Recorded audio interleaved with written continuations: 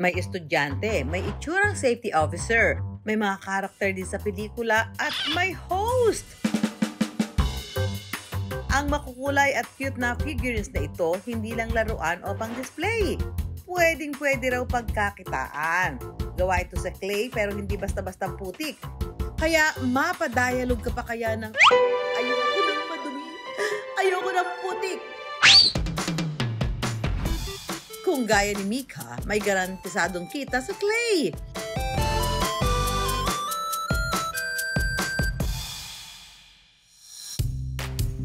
From designer to clay artist, iyan ang peg na millennial na si Mika. Sa clay raw kasi mas naipakikita niya ang pagiging artistic habang kumikita ng malaki. Hindi ordinaryong putik o basang lupa ang ginagamit ni Mika. Polymer clay. Isa itong synthetic type ng modeling clay na gawa sa polyvinyl chloride o PVC at nabibili ito mula sa halagang 100 piso bawat piraso. At first, commission-based po kasi ako. So, depende po sa pinapagawa talaga ng client. Meron po akong clients na nagpapagawa ng clay bracelets, mga clay charms. Meron din po mga standee, cake toppers. Meron din po akong ganun. Matapos sumabay sa trend, ginawang side hustle, hanggang sa naging full-time na negosyo ni Mika ang paggawa ng mga chibi o figurines na hawig ng tao. Recently po, medyo nag-focus kami sa mga standee, sa mga displays, souvenirs for events. Tapos nag-start na po akong mag-research kung paano yung ginagawa, kung ano yung mga techniques. Afterwards, yung mga colleagues ko, nagpapagawa na sila, commission, ganyan. Mukhang naglalaro lang siya pero komplikado ang bawat galaw ni Mika para maging detalyado ang bawat produkto. At eto na nga, hinahamon pa ako nitong si Mika. Susan, tignan naman natin ang iyong creativity sa paggamit ng polymer clay. Ay nako Mika, huwag mo ako hinahamon dahil kita mo naman. Equipped ako sa gamit, pati sa materyales. Mamaya makikita mo akong pagiging artistic. Simulan na natin ang usong-usong bibe! Tan-tananan! Hay nako! Hello, bibe! Paano si bibing gawin? Kailan may buntot yung bibe? No! Competitive ako. Siyempre, na yung bibe.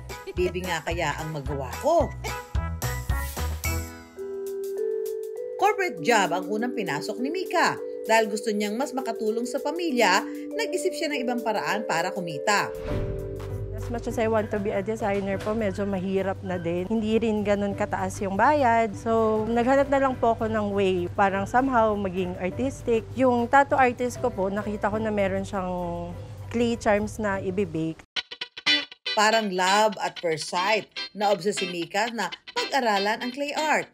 Ang mga clients ko is mostly mga kakilala lang, tapos yung iba po mga referrals lang ng ibang friends. Research lang po talaga, starting sa materials, and doon naman po sa techniques, syempre custom-made yung ibang items, so kailangan mag-research ka din kung paano yung tamang technique. Dahil sa word of mouth, mas dumami pa ang suki ni Mika, at lalo pa nadagdagan nang ilabas niya ito online. Ang secret lang po talaga is yung matyaga ka na mag-promote. Pumapasok ako sa mga pages, sa mga groups, nag-a-advertise din po ako ng mga paid advertisement. Lumawak ang kliyente ni Mika. Iba-iba na ang naging order sa kanya.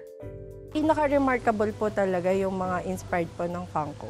Challenging for me. Meron po ako nagawang isang big head na Funko standee na rush order po siya kasi nahabol namin yung death anniversary niya. For memorial po siya. Nilagyan pa namin siya ng halo. Yun yung isa sa mga heartwarming po talaga. Challenge rin daw kay Mika ang pagdagsa ng order. Kasi po handmade yung items namin. So, syempre maraming mga pagdadaanan. Pwedeng hindi approve yung design, pwedeng may kulang. Para masiguro ang customer satisfaction, hindi pwedeng pabayaan ang quality ng produkto. Made to order lahat ng produkto ni Mika. Nagpapakita rin muna siya ng mga sample para mabusisi na ng todo ang design. Ang ginagawa ko po pag pinoproduce ko yung product, yung progress sinesend ko rin sa client, kahit ongoing po siya. Yung date na June na sineset ko for myself is still ahead of the date na kailangan i-ship yung item. Back to reality na tayo. Pumasa kaya sa quality test ni Mika ang work of art ko?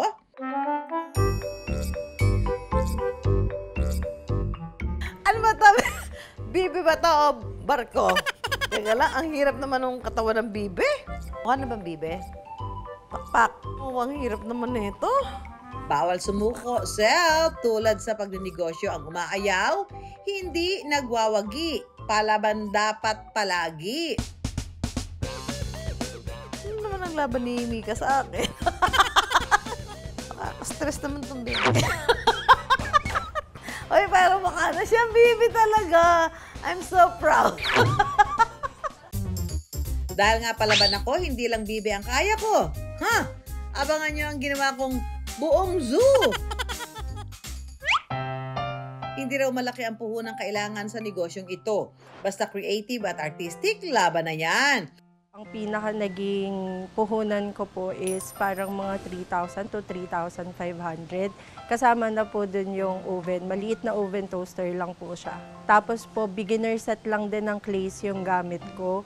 Ang kita naman, pang malakasan. Monthly po, nag-range po siya ng mga 20 to 40,000 pesos. Pero kapag season po, like Christmas season, maabot po siya ng mga 6 digits. Konti na lang at pwede ko nang i-flex ang aking gawa. Mukha ba siyang snail? O mukhang medyas na nakatayo?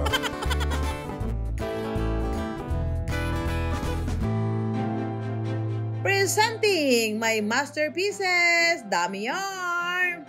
Tan-tararan! Walang ipinagkaiba ito sa original! Almost the same! Kaya Mika, yan ang aking artistic point of view. May reward pa rin sa akin si Mika. Ah! This is me. Ang galing naman, talaga. Pwede siya pagtapatin. Take it from Mika, guys. Any line of business, ang pinaka-key is research po talaga and commitment po ng time and effort. Huwag kayong tumigil na mag-advertise, na mag-market. Gawa lang ng gawa. Tapos darating din po yung time na mapapansin yung item nyo, mapapansin yung gawa nyo. Lahat tayo may kanya-kanyang kakayahan. Pwede itong ihulma, hindi lang para sa kasiyahan, kundi para kumita at maging kabuhayan.